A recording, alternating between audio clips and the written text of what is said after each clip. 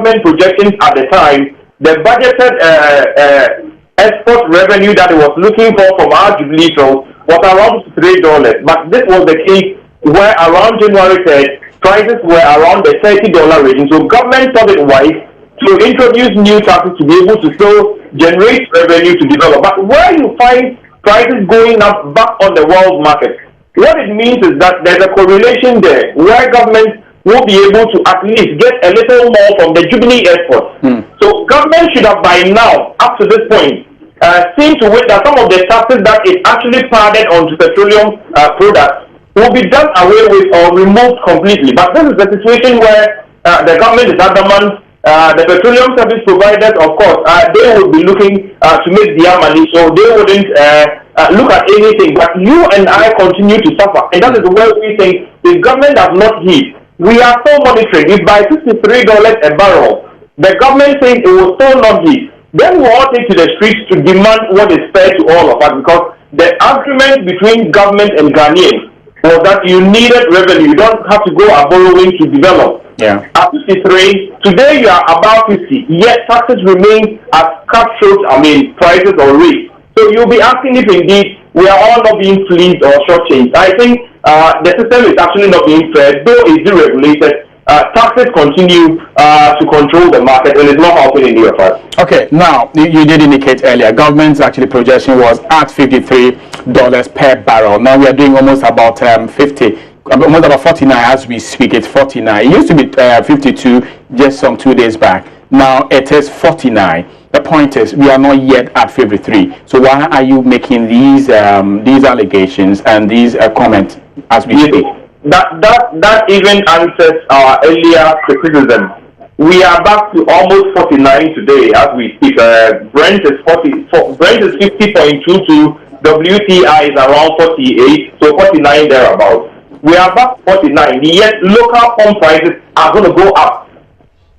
You get the jinx that we all find ourselves in. Sure. World market index should have actually gone up for us to feel any impact directly at the pumps. But this is where it is moved down from the 50 to about 49 as we speak today. But pump prices are looking likely to go up by tomorrow. You will be asking whether we are all not being taken for one bad ride. That is why I indicated earlier that I would not only blame government, but I insist that the petroleum service providers, both BDCs, OMCs, also have a role to play even in a deregulated market to ensure that the consumer gets what is fair. It doesn't become deregulated so that anybody at all could just do as it wishes. In the end, you and I will be paying for some of these difficult decisions. But let's also be fair to these petroleum companies you are referring to, because they bring up this, they bring this product, and then probably would want to make some profit on it. Not unnecessary though, because they are regulated. So why that? Has it also anything to do with your recommendation of a dual pricing of petroleum prices here in Ghana? Can you tell us or take us through that? What do you mean by that, and how is it going to be helpful to the average Ghanaian? Yes, the dual pricing mechanism. What the government has at its disposal is to get back to Parliament to ensure that at least they get some ratification from Parliament by way of the taxes it has.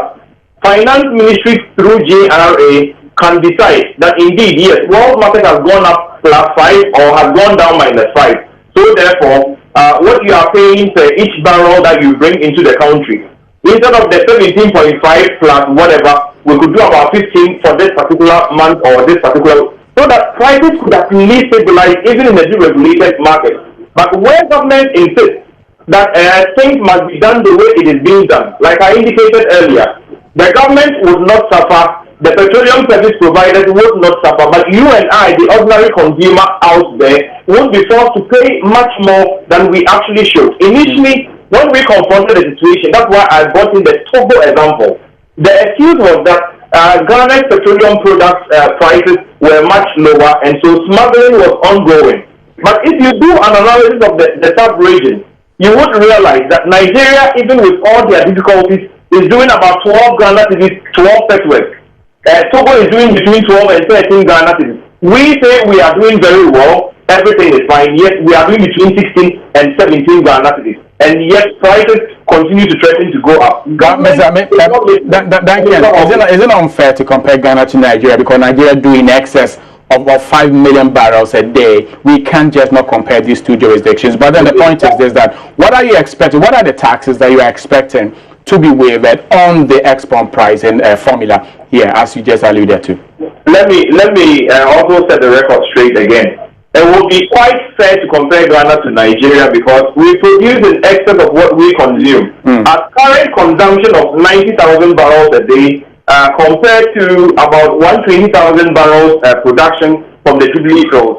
It will be fair to say that even if we were consuming what we produce, we will still have some excess to sell. But this is a situation where the local, pump prices have been so much adjusted with taxes, difficult taxes. I did mention, like you asked, which of the taxes is a bit difficult for the petroleum service providers. Most of them that you speak to would mention the 17.5 special petroleum tax. That alone is influencing prices, rather negatively to all of us, because if the person bought the product for, say, $30 a barrel, and you added all taxes and you further slapped overall 17.5, the figure or the amount we will be paying to government will be much lower than when it goes to $40. Okay. So when it goes to 50, it means that it's graduated, and then the sort of weight that it puts on local pump prices is what we are all seeing, and it's not very funny. If you are supposed to drive out and every 2 weeks prices are going up by 2-3, before you add all together within 2 months you've done almost 10-15%. That is not funny on our pockets, and I think if government would listen before we hit 53, it will do something about it. But if it doesn't, we will definitely also take this government on appropriately and accordingly. We thank you very much, Duncan Amoah, who is the boss for the Petroleum Consumers Association here, or the Chamber of Petroleum Consumers Association here in Ghana, giving us some perspective as to what exactly they think and what they intend to do in the event these petroleum prices actually upwardly adjusted. Now here on the marketplace, we are moving on. The country should have a new national airline at the end of the year. Government last year contracted accounting firm PricewaterhouseCoopers to work out modalities for the establishment of the airline. The country is currently receiving proposals from several outlets insofar as this particular one is concerned. The plan is really to have a private sector operator who will partner government. Government is really going to be in this, not in terms of seeking to be a majority stakeholder at all, but government clearly is going to have what you call a carried interest as far as this national airline is concerned. The aim also is to be looking first and foremost at an airline that will really be more in charge of the regional operations, because we already have quite a lot happening as far as the long routes and what you call the long haul. So the plan is to have a national airline whose initial effort is going to make sure that Accra becomes more and more of a regional hub, where travelers within the whole sub-region want to use Accra to be able to do the long haul, whether to Europe or to the US or to Asia or to the Middle East and so on. That really is the plan. And so far, you can see clearly that there's quite a lot of interest, and we are confident that through these expressions of interest, we'll be able to move to the next level very soon. Our expectation is that we should be able to be zeroing on a private partner. We are certain that latest by maybe ending of July, August, we should be able to come into that. And if everything goes according to plan, we should be able to have this national airline flying the flag of Ghana before the close of the year. Because we want to make sure whatever we do is sustainable. Because don't forget, we've had checkered history as far as the operation of a national airline is concerned. And the last thing we want to do is to have one that within no time would ground again. We definitely want to make it sustainable. We are looking at government being a partner, but much more of a minority partner than a majority partner. We believe with that we can allow private sector to drive the process, and of course they've had the experience, they've got the drive, they've been able to make it successful in many other jurisdictions. So we are sure with that it will be a definite winning formula.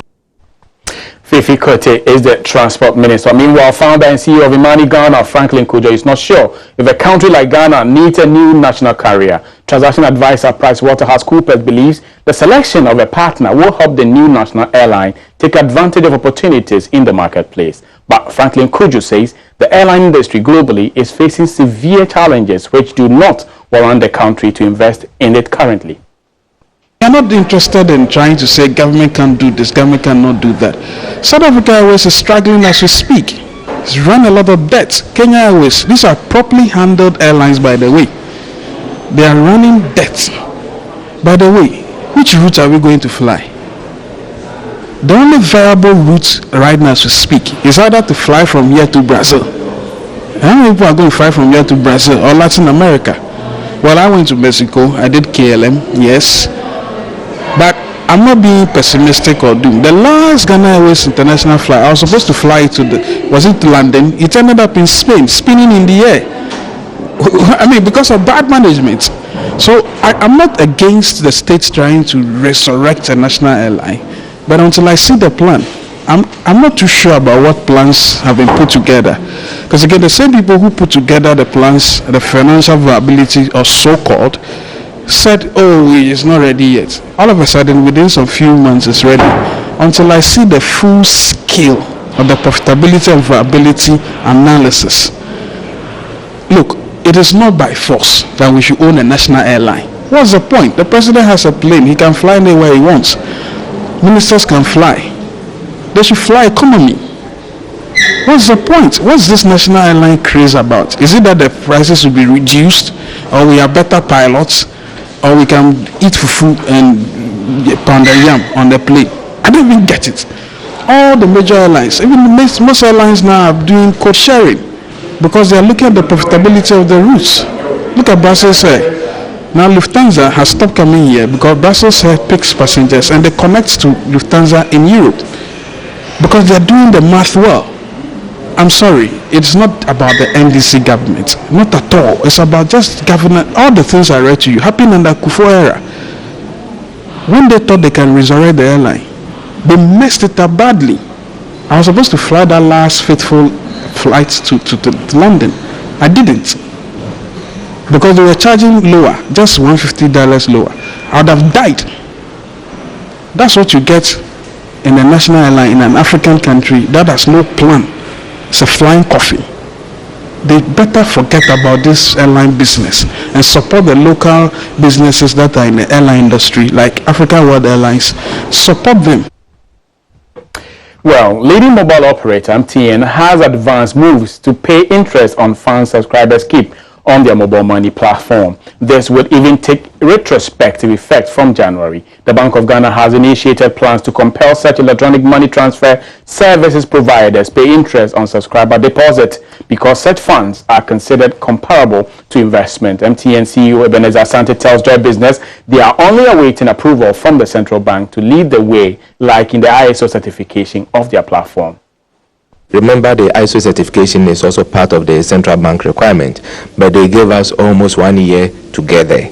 But we are happy to have attained that one way ahead of time. In the same vein, for the interest payment, we now are engaging the banks to finalize the interest levels, and once that is done, we now have about 13 banks that we work with. And once we finish that exercise, we'll be able to communicate transparently how much interest customers will get, and once the communication happens, the interest payment will also happen. In fact, even as we speak, whatever we get, so long as they pay from a certain timeline, we would also pay the same to the customers, not from the point of the announcement, but from the point of reference in terms of where the banks will start paying from. We would also pay the interest to the customers. In other words, if I get you right, it's going to take retrospective effect.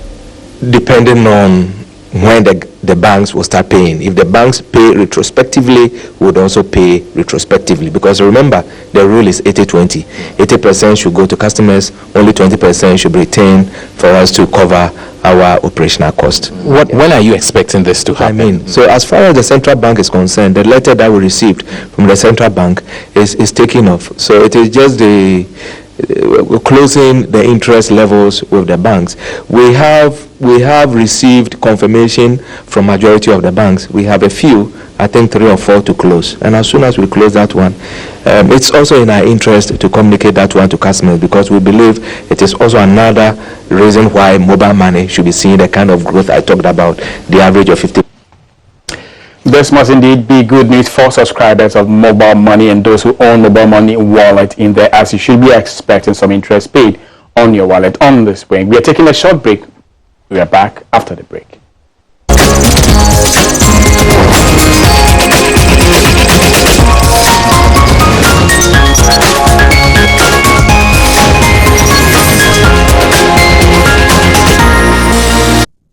Marketplace is back now. Time to look at your financials and how your investments are doing here in Ghana and across the continent. Here we're starting from South Africa, where the JSE All Share Index saw some decline of about 250.15 points and closing the year on year at a positive 1.46, as the Nigeria's All Share Index also appreciated 186.96 points to close the year in the negative of 4.74% year on year.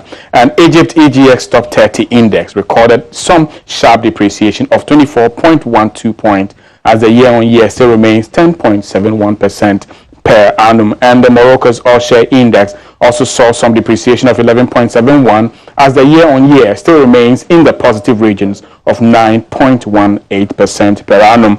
And in Kenya, the Nairobi All Share Index recorded some marginal appreciation, as the index saw 0.96 point, as the year on year still remains 0.47% per annum. Now moving on here on the marketplace, and also looking at the market on the continent, Tunisia's Tune Index also recorded some depreciation of 4.39%, as the year on year hovers around 8.67 on the positive side. And Ghana, still struggling to recover its momentum, actually recorded some decline of 0.62%, as the year on year also remained 11.82 in the negative region. So for those investing in the Ghanaian Stock Exchange, you are losing almost about 11.82% of your investment on the Ghana Stock Exchange. But I always say this is also the time to actually look at buying, because the prices are very low, totally different from their book values of these major companies listed on the Ghana Stock Exchange. Now let's look at the BRV, and that's the Bourse Regional du Valais Mobilier, the composite index of all the Francophone equities here on the market. We're looking at it with an appreciation of 2.89 points, as the year on year it remains 1.01% per annum. And also Mauritius Semidex saw some decline of 4.39% or point, as the year on year hovering around negative 3.23%. Now let's really do some concentration, give some concentration to Ghana and how the market actually did fare, as a total volume of 1,321.060 recorded on the exchange last time, at a total value of about 2,257,222, as against 21,807. Quite an impressive performance there. But that transactions there was able to bring total market capitalization to an average of about 54,229.61 million. So that's exactly how much the Ghana Stock Exchange is worth. And currently, as we did indicate earlier, the composite index, which measures the total performance of the Ghana Stock Exchange, is actually hovering around negative 11.82, as the financial index, which also measures the strength of the financial equities listed on the Ghanaian market, hovering around negative 14.24% per annum. So not that good news there for those investing in the Ghanaian bonds or the Ghana equity market, so far as the financials are concerned. Now, EGL Ghana did add some 2 pesos to the invested capital to open the market as 2 Ghana cedis, 45 pesos per share, as Ecobank Ghana also did add 1 peso to be trading around 6 Ghana cedis, 34 pesos per share. But Guinness Ghana Breweries Limited lost 5 pesos, as it's actually trading at 1 Ghana cedis, 85 pesos per share. And finally, Benso Oil Palm Plantation also did lose 8 pesos to be trading currently at 2 Ghana cedis, 90 pesos per share. Now looking at Nigeria, the bourse had the top 5, including Total, Guinness, Wando, Diamond Bank, Unity Bank, all recording